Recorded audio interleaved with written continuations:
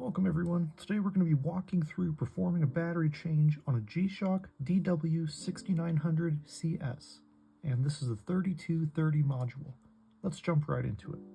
So to perform the battery change, we're simply going to need a small Phillips head screwdriver, a spring bar removal tool, ideally metal tweezers, but if you don't have metal tweezers, you can just use a metal paper clip, and our replacement battery, which is a CR2016.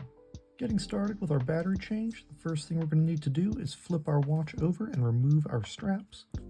So as we can see here, our spring bars are tucked down in there and they have little lips on them. And our spring bar removal tool has a notch. We're simply going to wrap that notch around the lips, pull down, and twist our strap out. And I always like to keep my thumb there just in case that bar tries to go flying out on me. Now we'll do the same on the other side. And now with our straps removed, we can go ahead and remove our 4 case back screws and set them aside for later.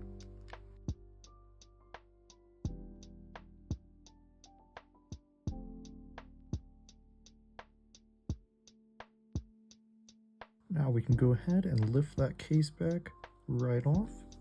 And don't worry, sometimes the gasket will come off attached to the case back. We'll be reinstalling that when we reassemble the watch. Now that we're inside the watch, the first thing we're going to want to do is peel out this little rubber bumper layer and set it aside for later. And now I'm going to go ahead and rotate the watch all the way over. And we do not have to peel this sticker off, but I'm going to go ahead and peel it back just so you guys can see what I'm doing a little bit easier here. So as we can see, there's a little latch down there. And in the middle of that latch is where we're going to want to take our pointy metal tweezers or a paper clip. Put it right in there, pull out towards us, and this will unlatch our battery. And usually this sticker will be stuck to the battery. I'll just slide something right underneath it, and we can grab that old battery and get rid of it. And now we can come on in with our new battery, and I always suggest holding it by the sides if you don't have finger covers on so you don't accidentally short it. We're simply going to drop it right in place, push down on that latch, and you'll feel it snap right in place. And now our new battery is installed. Our next step is going to be performing our AC reset. This is simply going to reset our module to factory defaults, clear any errors if there are any. This is where the metal tweezers will come in handy, but if you're using a metal paper clip, you can simply bend it into an arch.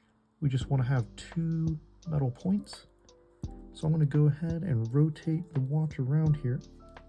And as we can see on the module, right here it says AC, and there's a gold panel at the bottom of this hole. We simply want to contact one end of our metal to that gold panel and the other end to the metal on our watch and hold it there for about 2 seconds.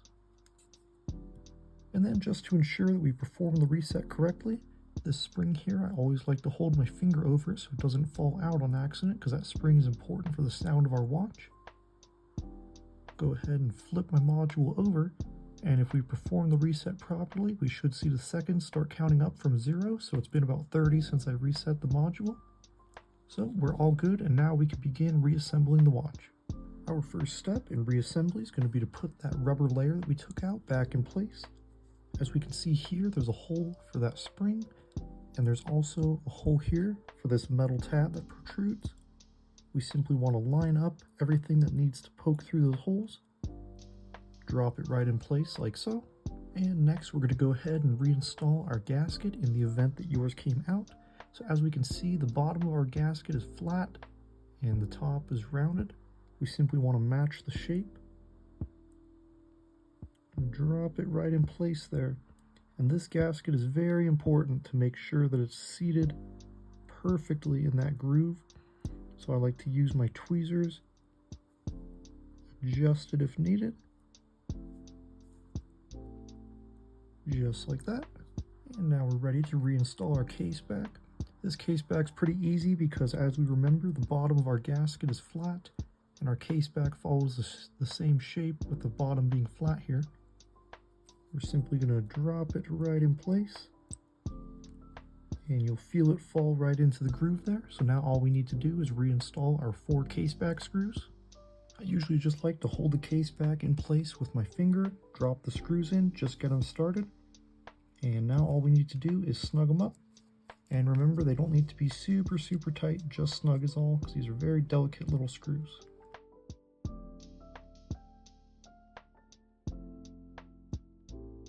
Now we're ready to reinstall our straps. So what I like to do is grab my strap and my spring bar, thread the bar through the hole here, leave a little more sticking out on one end, then I'll grab my watch, and as we can see, we have our holes where the spring bars go in. I like to tilt it in, get one end seated in there, and then hold it right in place. Come in with my spring bar tool, pull that bar down, and get it seated right in there. Then we'll do the same for the other side.